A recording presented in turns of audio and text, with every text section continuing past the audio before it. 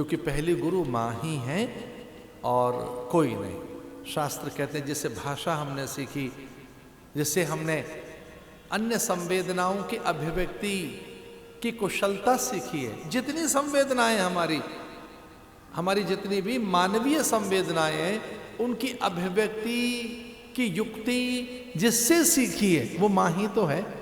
भाषा भी उसी सीखी है, उसी ने अपने उदर में रखकर हमारा पोषण किया है।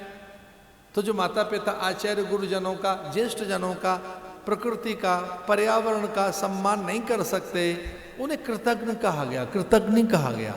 वे थैंकलेस प्राणी हैं। इसलिए कुछ अच्छा करने जाओ तो बड़ों का स्मरण करो, उनको प्रणाम कीजिए।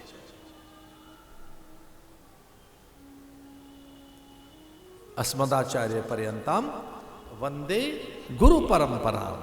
अस्मदाचार्य पर्यंताम, तब से लेके अब तक जितने मेरे गुरु हैं मैं उनको प्रणाम करता हूं। कई बार तो भगिनी गुरु है, बड़ी बहन को सिखाती है, पिता माता गुरु हैं, शिक्षक गुरु हैं, पड़ोस के गुरु हैं। हम संयोग से भगवान दत्तात्रेय की गद्दी के आसपास हैं, यानी उनकी तपस्थली में बैठे हैं। तो उन्होंने धरती से, कपोत से, मृग से, अंबर से, अग्नि जल वायु से, पिंगला नाम की नर्तकी से ज्ञान ले लिया। टकटकी लगाए देख रही है, वर्षा रात भर कोई आया नहीं, बिजली कौंध रही है, वर्षा में ये भीगे खड़े हैं और वो दीप जलाए टकटकी लगाकर देख रही है, अपलक निहार रही है, उस पुरुष की प्रतीक्षा कर रही है जो संगीत और उसके नृत्य पर रीझ कर प्रसन्न होकर कुछ सिक्के देके जा सकते। इन्हें लगा कि ये तो भाई समाधि में बैठी।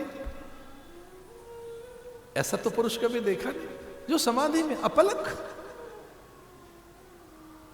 भोर हुई, ऊपर गए, प्रणाम किया, माते आपको वंदन है। अब रात भर बैठी रही अपलक, अपने पलक नहीं झपकी। ऐसी समाधि मैंने कभी नहीं देखी। अब अपलक देख रही है, अब आप जरा से पे नहीं हिले। ये ध्यान की कौन सी युक्ति थी? उन्होंने कहा ना मैं ध्यान नहीं कर रही थी महाराज, मैं तो किसी ऐसे भ्रष्ट पुरुष की प्रतीक्षा कर रहे थे जो मेरा नृत्य देखे, मेरे संगीत से प्रसन्न हो, मेरी मुद्राओं से, मेरे भाषाभास से, मेरे श्रृंगार से, और मुझे कुछ द्रव्य देकर जाए। ऐसे भ्रष्ट जो संस्कारहीन प्राणी होते हैं, मैं तो उसकी प्रतीक्षा में बैठी थी।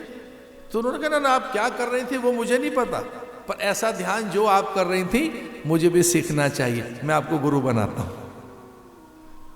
ऐसी प्रतीक्षा हो परमात्मा की जो आप कर रही थी। इस तरह की बाट जो ही जाए, ऐसे ही देखा जाए। अस्मदाचार्य पर्यंता वंदे गुरु परंपरा।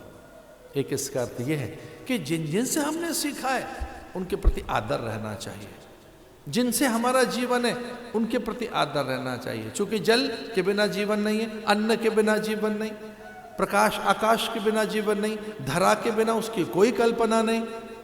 विनम्र नहीं।